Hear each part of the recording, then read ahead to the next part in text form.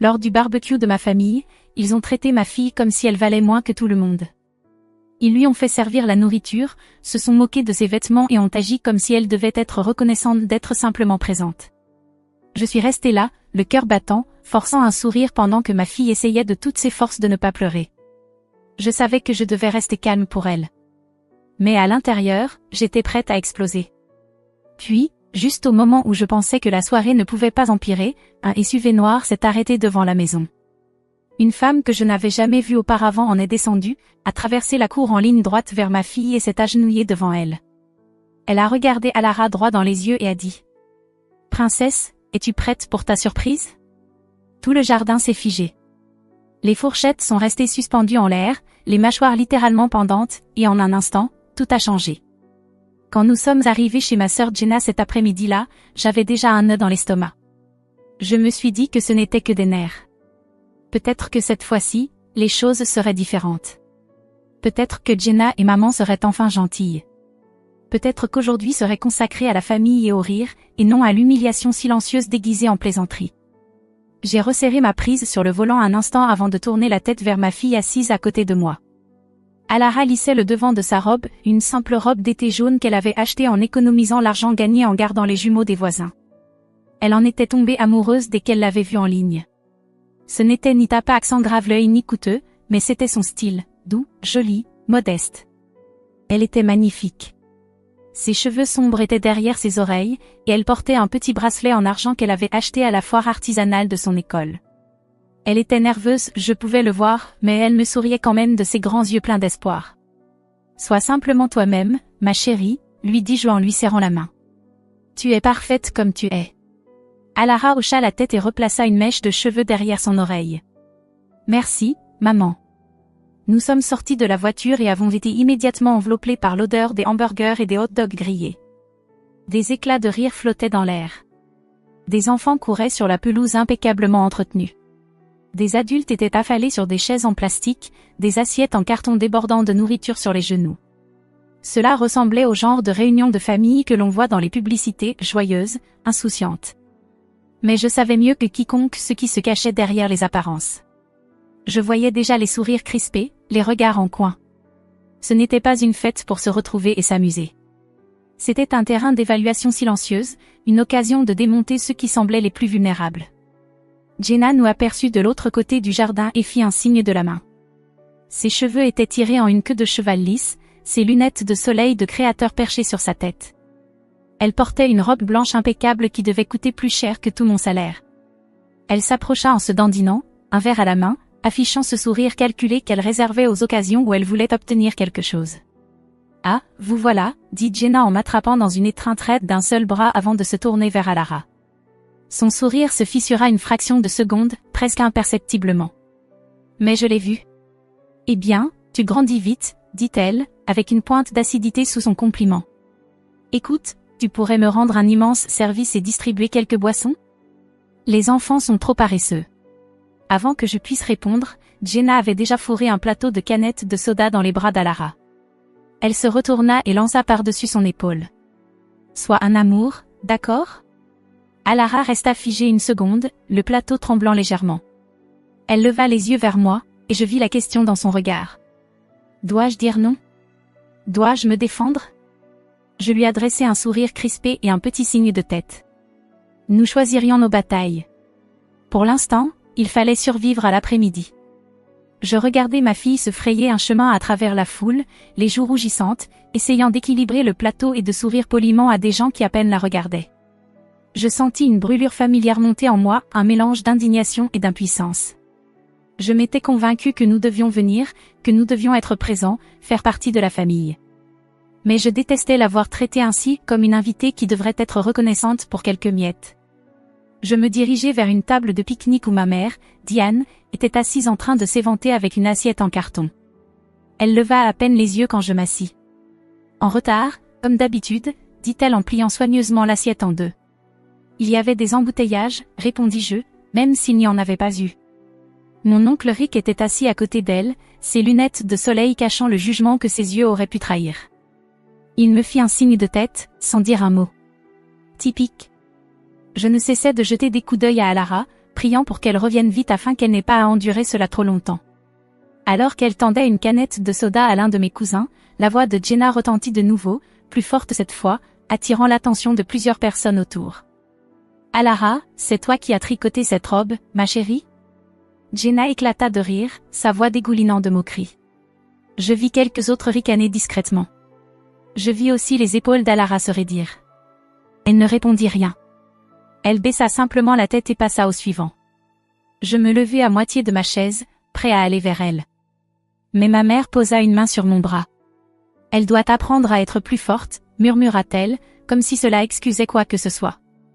Je dégageai brusquement mon bras et traversai la cour en direction d'Alara. Elle ne me regarda pas, mais je le vis, la crispation de sa bouche, la façon dont elle clignait des yeux trop rapidement. Elle se battait pour ne pas pleurer. J'aurais dû faire demi-tour à cet instant précis. J'aurais dû lui prendre la main et partir avec elle. Mais avant que je ne puisse bouger, un grondement profond de moteur déchira les bavardages ambiants. Toutes les têtes se tournèrent vers l'allée, où un SUV noir étincelant venait de se garer. Il détonnait parmi les monospaces rayés et les vieux pick-up cabossés. Le véhicule s'immobilisa dans un mouvement fluide, et la portière du conducteur s'ouvrit. Une femme que personne ici ne connaissait descendit de la voiture. Elle était grande, élégante, habillée avec une sobriété raffinée, sans aucun effort apparent. Elle balaya la cour du regard, son regard ferme et assuré, jusqu'à ce qu'il se pose sur Alara, et sans la moindre hésitation, elle se mit à marcher droit vers ma fille. La femme du SUV n'avait pas encore prononcé un mot, mais tout en elle captait l'attention de toute l'assemblée. Les conversations s'interrompirent en plein milieu des phrases. Ma sœur suspendit son verre de vin à mi-hauteur de ses lèvres. Même ma mère redressa le dos, les sourcils levés. Mais la femme ne jeta un regard à personne d'autre. Elle n'avait d'yeux que pour Alara. Elle traversa la cour d'un pas calme et assuré, ses talons claquant doucement sur le chemin de pierre. Je vis Alara hésiter, tenant toujours le plateau de boisson que Jenna lui avait donné, à moitié vide. Ses yeux cherchaient les miens, certains. Elle ne reconnaissait pas la femme. Moi non plus. Puis, juste avant que la femme ne l'atteigne, Jenna coupa à travers la cour, affichant ce faux sourire mielleux qu'elle réservait aux étrangers. « Bonjour », lança Jenna avec un sourire forcé. « Puis-je vous aider ?» La femme lui adressa à peine un regard. Elle esquissa un mince sourire poli et la contourna comme si elle n'existait pas. Le sourire de Jenna se figea une fraction de seconde. Puis elle se tourna et suivit la femme, manifestement curieuse de comprendre ce qui se passait. La femme s'arrêta devant Alara, se pencha légèrement et la regarda droit dans les yeux. Je sentis tous les muscles de mon corps se tendre. Ma fille ne savait pas comment réagir. Le plateau trembla de nouveau entre ses mains. La femme lui sourit doucement et dit « Princesse, es-tu prête pour ta surprise ?» Alara cligna des yeux. Sa bouche s'ouvrit, mais aucun son n'en sortit. Elle me regarda, complètement perdue. Ce fut à ce moment précis que toute la cour se figea. Plus un bruit. Quelqu'un laissa tomber sa fourchette. Tous les regards étaient braqués sur l'inconnu agenouillé devant ma fille, l'appelant « princesse », comme si elle était quelqu'un de spécial, quelqu'un d'important. J'avançai lentement, chaque fibre de mon être en alerte, tentant de comprendre ce qui se passait. J'arrivai près d'elle juste au moment où la femme se redressait. Elle me tendit la main. « Mademoiselle Callie Morgan ?» demanda-t-elle. « Je m'appelle Amelia Blackwell. J'ai tenté de vous joindre par l'intermédiaire de l'école de votre fille, mais il n'était pas sûr que vous seriez présente aujourd'hui. » Amelia Blackwell. Ce nom ne me disait rien au début. Mais son ton, sa prestance, la manière dont tout le monde la regardait comme si elle venait de sortir d'un film, tout cela fit battre mon cœur à tout rompre. « Excusez-moi », répondis-je prudemment. « De quoi s'agit-il » Amelia sourit de nouveau, cette fois avec une lueur d'enthousiasme. Elle se tourna vers Alara. « Il y a quelques mois, tu as soumis un portfolio de croquis de mode à ta conseillère scolaire. Elle les a envoyés dans le cadre d'une initiative artistique à l'échelle de l'État. Nous avons examiné plus de 300 candidatures. Le travail d'Alara s'est immédiatement démarqué. » La bouche d'Alara s'ouvrit, stupéfaite. « Mes dessins ?» murmura-t-elle. « Oui », répondit Amelia avec chaleur. « Tu as un vrai don, Alara. Et nous serions honorés de t'aider à le développer. » Jenna fut la première à se ressaisir, s'avançant avec un rire qui sonnait faux. « Attendez, je croyais que c'était une blague. » Elle gribouille des petits dessins, c'est tout. Je me tournai vers elle vivement. « Ce ne sont pas des gribouillis. Ce sont des illustrations de mode. Jenna haussa les épaules. Peu importe. Je veux juste dire, c'est une gamine. Elle n'a même jamais pris de vrais cours. Le sourire d'Amelia se fit plus froid. C'est justement cela. Le talent ne dépend pas toujours de la formation classique. Il grandit dans les endroits discrets. La bouche de Jenna s'ouvrit de nouveau, mais aucun mot n'en sortit. Ma mère resta assise à la table de pique-nique, les bras croisés, les yeux plissés.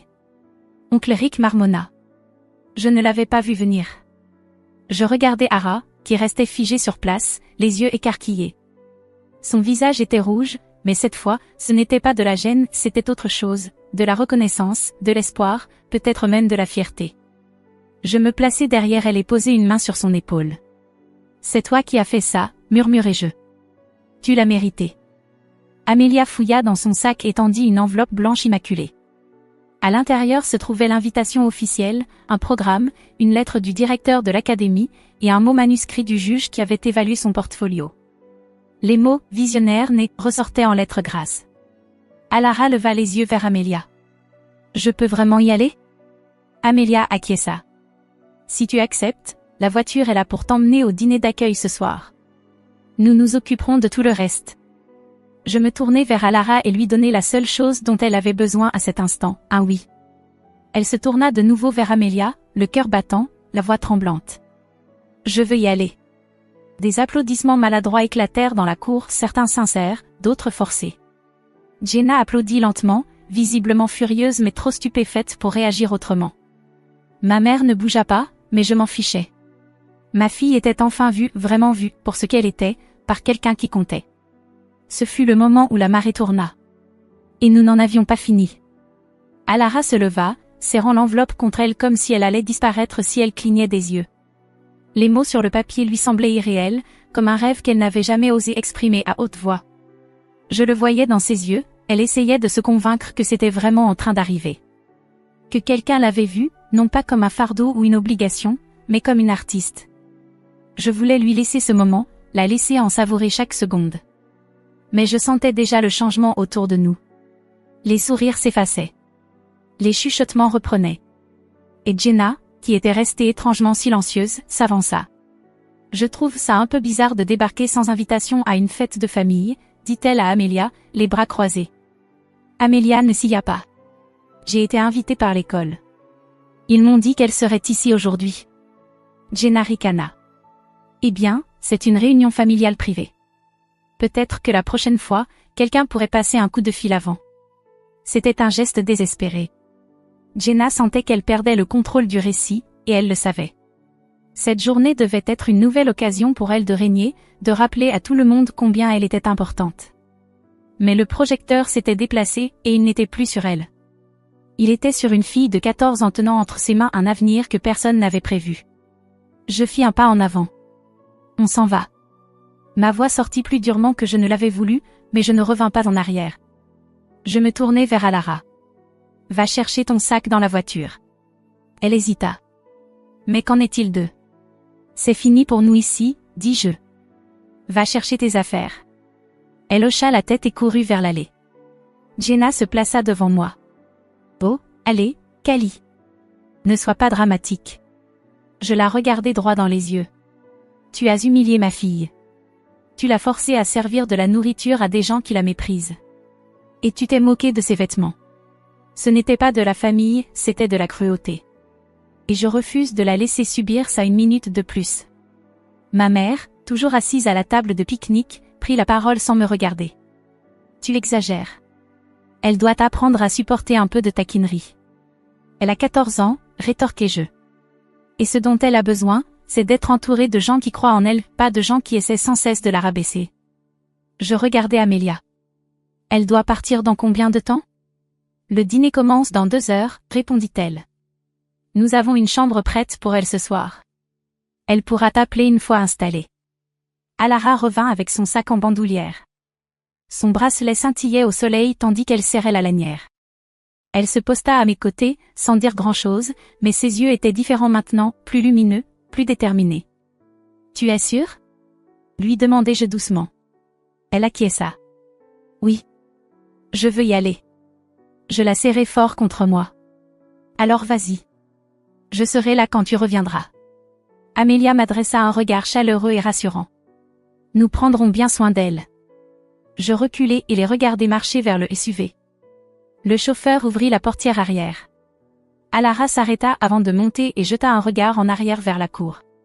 Son regard balaya les visages stupéfaits de ceux qui ne l'avaient jamais vraiment vue. Elle ne fit pas signe. Elle ne sourit pas. Elle monta simplement dans la voiture et referma la porte. Le moteur démarra. Le SUV s'éloigna. Je me tournai pour faire face à ma famille. Vous ne l'avez pas brisé. Vous avez essayé, mais vous avez échoué. Jenna leva les yeux au ciel. Tu agis comme si elle avait gagné au loto. Non, répondis-je. Elle a gagné mieux que ça, la liberté. Je n'attendis pas de réponse. Je me dirigeai vers ma voiture, montai dedans et partis sans dire au revoir. 20 minutes plus tard, mon téléphone vibra. C'était une photo envoyée par Amelia. Alara se tenait devant l'entrée d'une salle de bal d'hôtel, portant la même robe jaune que Jenna avait moquée, sauf que cette fois, elle paraissait totalement différente sur elle. Elle se tenait droite, les épaules en arrière, la tête haute. Son sourire illuminait tout son visage. Je restai longtemps à fixer cette photo. Je pensais à quel point j'avais été proche de la retenir dans cette cour pour éviter un conflit. J'avais failli me taire par politesse. Mais plus maintenant. J'avais pris ma décision. Plus jamais je ne resterai silencieuse pendant que quelqu'un essaierait d'éteindre sa lumière. Même si ce quelqu'un faisait partie de la famille. Ce soir-là, en rentrant chez moi et en refermant la porte derrière moi, la maison parut plus silencieuse que d'habitude. Pas vide, juste différente. Pour la première fois depuis longtemps, elle n'était pas alourdie par la tension. Je ne sentais plus le besoin de me préparer à encaisser une remarque blessante, ni de porter la culpabilité qui venait après avoir vu ma famille. Le silence était paisible. Je m'assis sur le canapé, téléphone à la main, attendant de ses nouvelles. Une partie de moi n'arrivait toujours pas à y croire. Je l'avais vu quitter cette cour comme quelqu'un qui sort d'une cage.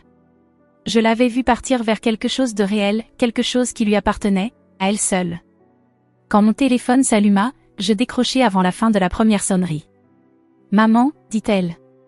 Sa voix était douce, mais différente, plus assurée. « Ça va » demandai-je. « Oui. Mieux que bien. On a dîné avec les autres élèves. Ils viennent de partout. Il y a une fille de New York, une autre de l'Oregon. On a tous reçu un journal avec nos prénoms dessus. Et devine quoi ? Demain, je pourrai choisir mon mentor comme une vraie créatrice. » Je souris. « On dirait que tu attendais ça depuis toujours. » Elle hésita. « Je crois bien que oui. » Nous avons parlé encore quelques minutes. Puis elle m'a dit qu'elle devait aller rencontrer le directeur du programme. Je lui ai dit que j'étais fière d'elle, que je l'aimais, et elle l'a dit en retour.